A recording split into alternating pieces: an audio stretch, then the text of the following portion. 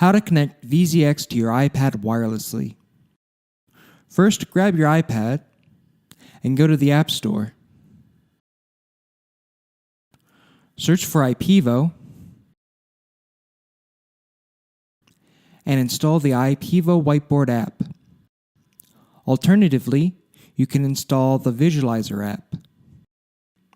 Then turn on VZX. Make sure VZX is in Wi-Fi mode. The amber LED indicates that the wireless is on. Check the bottom of VZX to find its SSID. Then go to Settings, turn on the Wi-Fi, and connect to the SSID.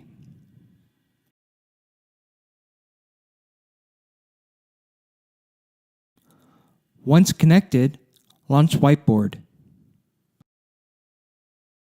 Select the DocCam icon. You are now wirelessly connected to VZX. For Visualizer, select the DocCam icon and select VZX. For more information, visit us at ipivo.com.